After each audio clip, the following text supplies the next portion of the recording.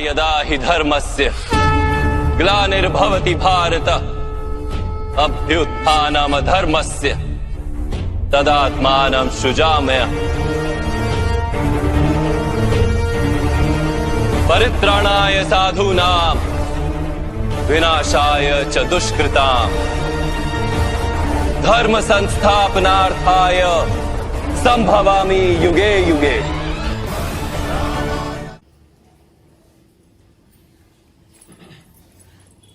महाराज जी प्रणाम।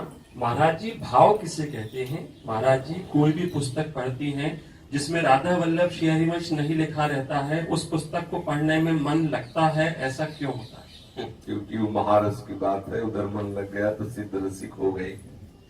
भाव का कहते हैं कि जैसे हम प्रसाद पा रहे हो और प्रसाद पाते पाते हम इतना स्वाद में डूब जाए कि हमें और कुछ याद न रहे। तो बोले पीछे कई तरह के साउंड बज रहे थे, तुम्हें पता है क्या क्या बातें हो रही थी? बोले प्रसाद पाव पाने के भाव में डूब गए, हमें बाहर कुछ पता ही नहीं चला। किसी विषय में इतना डूब जाना कि अन्य सब याद ना रहना, उसे कहते हैं भाव। किसी विषय में डूब जाना।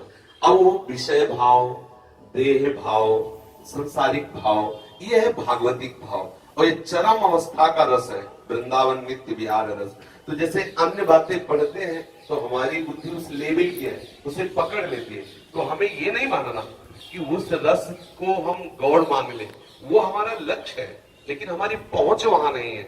अगर हम गुरु के द्वारा बताए हुए ग्रंथों का स्वाध्याय करते रहे, वाणियों का पाठ करते रहे, मंत्र जपते रहे, स्वाद ना आए, भाव ना बने, कोई बात नहीं, वो जाके असली भाव आपके अंदर प्रकट ही कर देगा।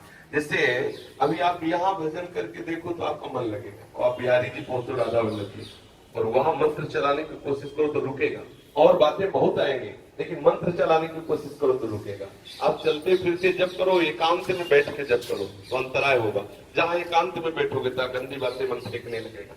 तो सत्य वस्तु और लक्ष्य से हटाने का उपाय माया करती है, तो हम माया को समझ लेते कि हमारा मन इसमें लग रहा है। आप ये समझो कि मन ही तुम्हें अभी तक फंसाए रहा है। अगर मनमानी करोगे तो वो मन तुम्हें मुक्त नहीं होने देगा माया से।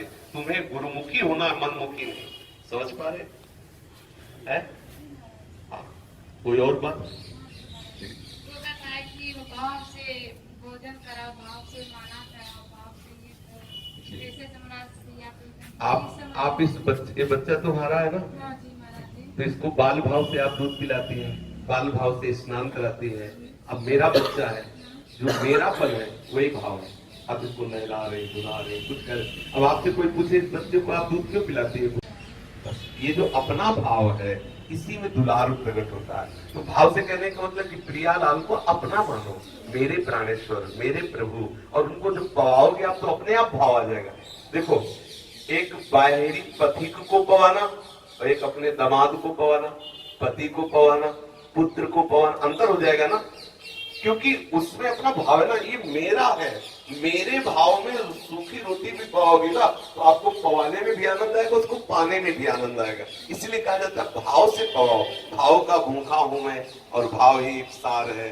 भाव से मुझको बजे तो भाव से बेड़ा पार है।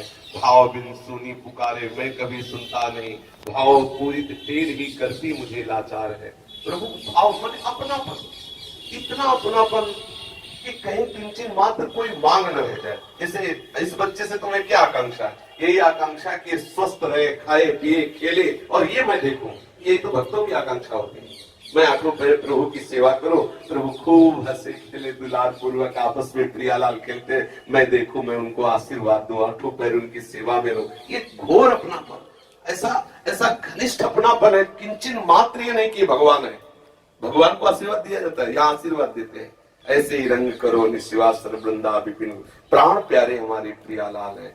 ईश्वर की भगवत्ता का विस्मरण करके एक इतना अपनापन हो गया है, उस अपनेपन से प्रियालाल बंध जाते हैं। प्रेमियों के प्रेम में प्रियालाल बंध जाते हैं। देखो कल चर्चा थी कि भगवत रसिक जी कहते कि हमारे बिना वो केली नहीं करते, भगवत भगवत पुकारते रहते हैं। ऐसा कि कहाँ गई भगवत दासी, कहाँ गई, ऐसे प्रियाजू पुकारती रहती। और प्रभु का सिद्धांत है, आप जैसा प्रभु को भजोगे वैसा अनुभव कराएं। यदि आप भगवान मान के, बहुत बड़े मान के भजन करोगे तो वैसा अनुभव कराएं। और यदि अपने प्यारे मान भगवान मान के भजने में थोड़ा सा कड़वाहट सी लगती नहीं रहती। बहुत बड़े हम बहुत छोटे तो बात नहीं, और कहीं ऐसा हो कि अगर गले में हाथ डाल के घूमना पड़े तो कितना आनंद रहे। अपनापन में कितना सुख है। हम छू सकते हैं, उनसे खेल सकते हैं, हम दुलार कर सकते हैं। मेरे प्राण प्यारे भगवान दूर से केवल देख लो, दूर से छूना भगवान है। फिर उनके पार्षद, उनकी शक्ति, उनका ऐश्वर्य, उनकी महिमा। तो प्रेमी, ये प्रेम देश है वृंदावन। यहाँ भगवान की भगवत्ता से प्यार नहीं है, लाला से प्यार है, मेरा लाल। यहाँ किसी भी भाव वाले ब्रजवासी से मिल, चाहे वो सख्य भाव वाले, चाहे उसमें अपार प्यार है। तो ठाकुर जी को अगर किसी ने बांध पाया है तो प्यार बांध पाया, प्रेम। भगवान को कहा गया प्रेमाधीन, प्रेम के अधीन। तो जितना जितना अपनापन होता जाता है उतना उतना भाव अंदर प्रकाशित होता जाता है। समझ पा रहे हैं महाराज जी? विठ्ठल भगवान क्या किसे बताइए? माता जी आपको और भी है, फिर बाद में। विठ्ठल, एक मिनट में सुन लो। एक पुंडरीक जी नाम के महाराष्ट्र में भक्त थे, गृहस्थ, भगवान के नहीं, माता पिता के। उन्होंने माता पिता में साक्षात भगवान का भाव किया। जैसे अष्टयाम सेवा ठाकुर जी की करते, ऐसे आठों पहलू अपने माता पिता की सेवा करते थे भगवत भाव से। केवल माता पिता नहीं, मेरे प्रभु हैं, मेरे ईश्वर हैं मेरे माता पिता। तो भगवान रीझ गए, क्योंकि भगवत भाव से जब हम किसी धातु में भावना कर लेते हैं तो मेरे प्रभु प्रसन्न हो जाते हैं। फिर तो साक्षात चैतन्य मूर्ति है। प्रभु आए तो अपने माता पिता की सेवा में थे। उन्होंने कहा, पुंडरीक देखो मैं आया, मेरे दर्शन कर लो। बोले आप कौन है? बोले हम भगवान हैं। तो बोले किससे? हमने तो बुलाया नहीं आपको, आप क्यों आए? बोले तुम्हारे माता पिता की सेवा से मैं प्रसन्न होकर आ गया। तो बोले जिनकी सेवा के प्रभाव से आप प्रसन्न होकर आए हो, उनकी जब सेवा संपन्न हो जाएगी तभी मैं आपको देखूंगा। और एक ईंट फेंक दिया तो भगवान उस ईंट पर खड़े हो गए, इंतजार कर गए। आज भी वैसे ही खड़े।